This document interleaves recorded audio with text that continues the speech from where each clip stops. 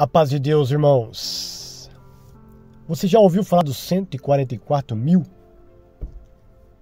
Este é o assunto de hoje. Se você tem dúvidas sobre este assunto, fique até o final desse vídeo e você vai se maravilhar com esse estudo. Eu peço encarecidamente aos irmãos que chegaram pela primeira vez nesse grupo, ou você, amigo, que chegou através de alguém aqui, ou até mesmo caiu aqui de paraquedas, como diz alguém, né? Como diz o ditado. Então eu peço que você compartilhe esse vídeo, deixe o seu like e se possível inscreva-se no canal e ative o sininho para que você seja notificado de mais vídeos postados aqui e estudos para a edificação da nossa alma e do corpo de Cristo na Terra. Pois bem, sem mais delongas, vamos para o estudo. Nós sabemos que a Bíblia, ela descreve os 144 mil somente lá em Apocalipse. Ela fala dos 144 mil. No Apocalipse 7, verso 4, diz que esses 144 mil são os filhos de Israel. Então nós precisamos entender quem é esses filhos de Israel. Veja a promessa que Deus fez a Abraão. Está lá em Gênesis capítulo 17, o verso 15 e 16 diz assim, ó: Disse também Deus a Abraão: A Sarai, tua mulher, já não lhes chamarás Sarai, porém Sara. Abençoá-la-ei, e dela te darei um filho. Sim, eu a abençoarei, e ela se tornará nações. Reis de povos procederão dela. Olha só que interessante. Reis de povos, ou seja, reis de nações, vai proceder dela. Assim disse o Senhor, né? Note que a Bíblia diz que Isaac é este filho, né? Porque Deus é o único filho que Deus deu a Abraão. E Deus prometeu que a aliança dele, se você seguir o texto, é com Isaac, filho de Abraão, né? Sabemos que o nome Israel, né, a qual os 144 mil é os filhos de Israel, ele vem de Jacó, que é neto de Abraão, filho de Isaac, o filho da promessa. Então Deus muda o nome de Jacó para Israel, né? E esse nome Israel no hebraico, ele significa o Deus prevalece na língua hebraica. Interessante que lá em Apocalipse 7, verso 4, onde diz lá os filhos de Israel, essa palavra Israel no grego, ela é o significado de ele será príncipe de Deus. Veja que interessante. Deus prevalece e ele será príncipe de Deus. Então este nome Israel é a totalidade do povo de Deus. Aquele povo que Deus é o rei sobre eles e eles são governantes de Deus. Por isso que Deus disse para Abraão que o filho que viria dele, de Sara, que é Isaac, né, dele sairia uma descendência. E era dali, né, falando de Jesus, né, e também dos remidos, né, que saem reis de povos, governo, reis e sacerdotes, né? Pois bem, olha que interessante, né, o que Deus diz quando ele faz a primeira aliança lá com Israel, quando as 12 tribos estão formadas, depois que ele tira Israel do Egito, da escravidão. Veja lá o que Deus diz em Êxodo 19, do 5 ao 6. Olha só que interessante. Isso ele diz para Moisés e fala que era para passar essa mensagem para as 12 tribos. Olha só. Agora, pois, se diligentemente ouvirdes a minha voz e guardardes a minha aliança, então sereis a minha propriedade peculiar dentre todos os povos, porque toda a terra é minha. Vós me sereis reino de sacerdotes e nação santa. São estas palavras que falarás aos filhos de Israel. Note que Deus disse que se Israel guardasse os seus mandamentos, meus irmãos, e a sua aliança, eles seriam propriedade separada do Senhor, dentre todos os povos. Seriam uma realeza sacerdotal, ou seja, reis desses povos, assim como Deus prometeu para Abraão lá, né? Será reis de povos, né? Mas, meu querido, nós sabemos que Israel não guardou a aliança de Deus. Antes, eles seguiram os deuses dos povos, a qual eles seriam os reis e sacerdotes. E isso fica claro lendo o profeta Oséias, né? Então, o Senhor envia o Senhor Jesus Cristo para fazer uma nova aliança, né, com a tribo de Judá, né, que foi conservada em Jerusalém, e com as 10 tribos que foi espalhada entre as nações gentias, a qual se misturou com as nações e se tornaram também gentios. Nós sabemos que lá quando Salomão pecou, né, Salomão por ele desobedecer uma ordem de Deus, que não era para ele se misturar com as mulheres estranhas, ele se misturou e ainda por cima serviu os seus deuses. Então ele pecou contra o Senhor. Então o Senhor fala que tiraria o reino da mão dele. E aí o próprio Deus divide esse reino em 2. Aí fica o reino do sul e o reino do norte. E o reino do norte, né, que é as 10 tribos, ele dá na mão de Efraim. E o reino do sul na mão de Judá, que é o filho de Salomão, Roboão, né? E Jeroboão era o servo de Salomão, que era o efraimita. Então o Senhor faz essa divisão aí, né? E aí Roboão fica com essas 2 tribos ali em Jerusalém. O Senhor conserva ali essa raiz, para conservar a raiz dos judeus, para vir o Cristo. Mas as 10 tribos também acabam sendo infiéis, né? E se misturam com os deuses estranhos, e Deus dá a carta de divórcio para elas, e elas são espalhadas entre as nações. Então, quando Deus dá a carta de divórcio, isso significa que as 10 tribos, elas foram cortadas. Não são mais o povo de Deus, porque não tem mais aliança com Deus. Então, logo, eles são o quê? Gentios. Por isso que eles foram dispersos entre as nações. E eles se tornaram gentios, não é?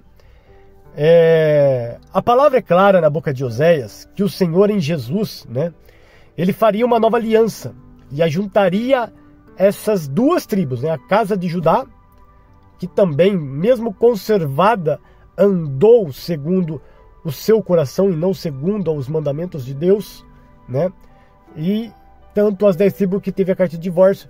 O Senhor vem com a segunda aliança em Cristo, né, para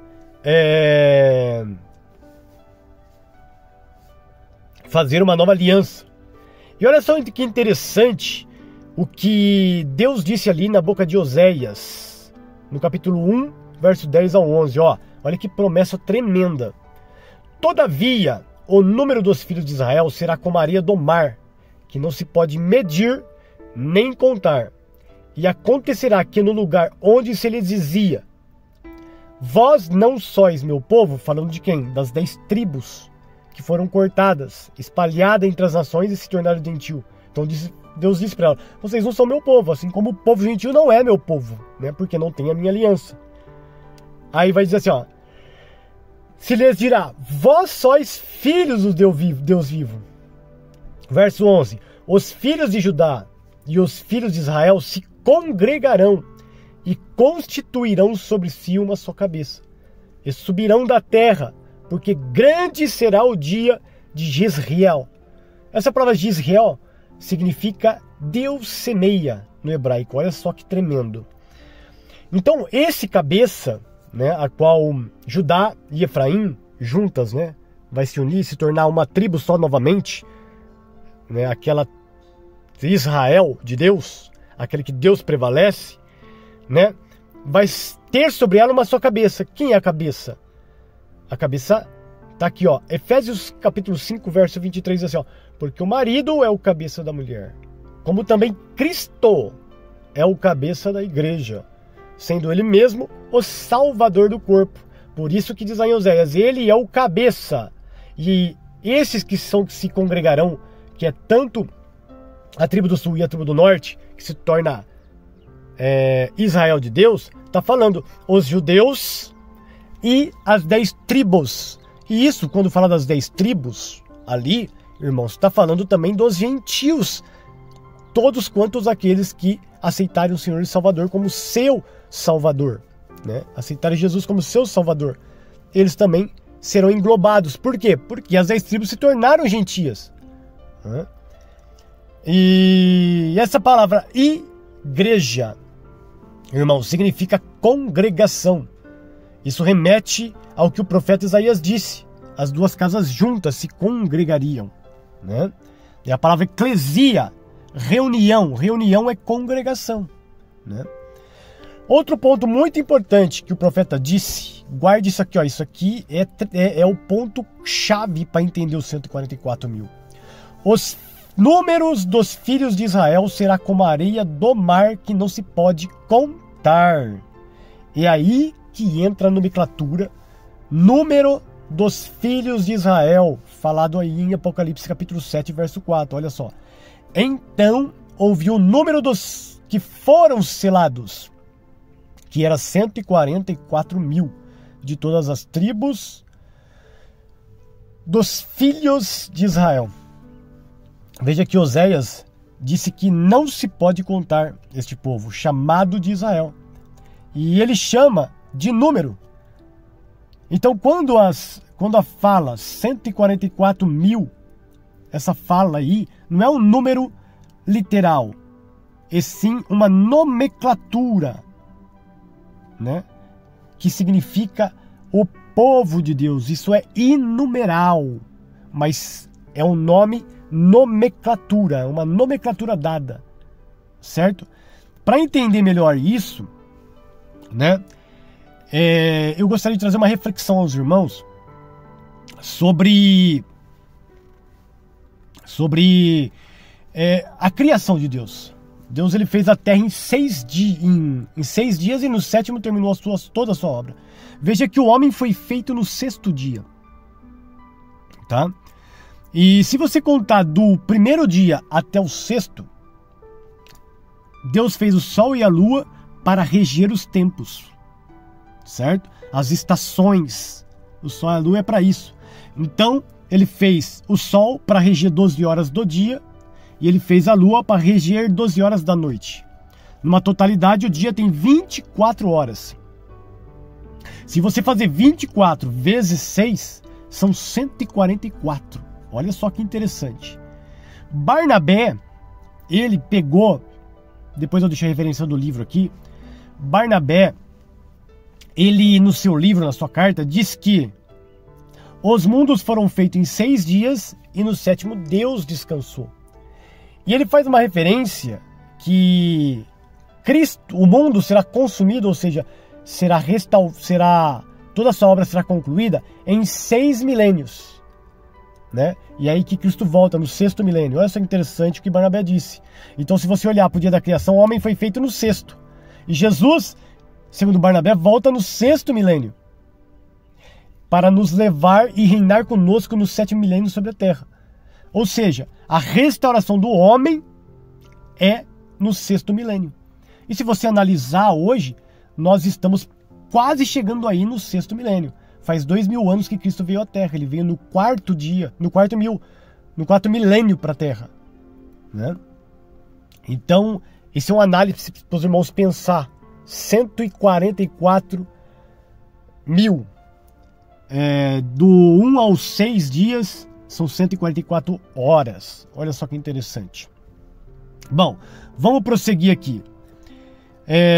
Veja que Oséias disse que não se pode contar, né, chamando esse povo de Israel, e ele chama de número. Então, quando ele fala desse número, voltando aqui só para frisar, desse número 144 mil, ele está falando de uma nomenclatura da totalidade do Filho de Deus, certo?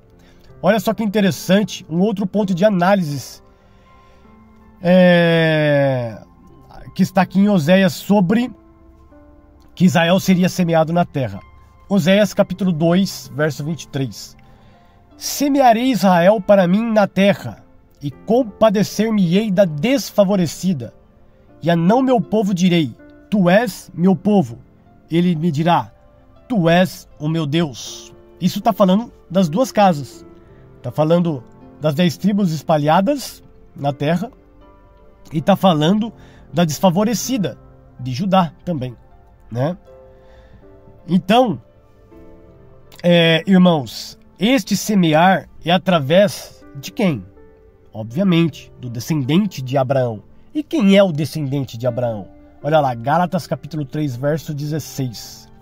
Ora, as promessas foram feitas a Abraão e ao seu descendente. Não diz e aos seus descendentes, como se falando de muitos, porém como de um só. E ao teu descendente que é Cristo.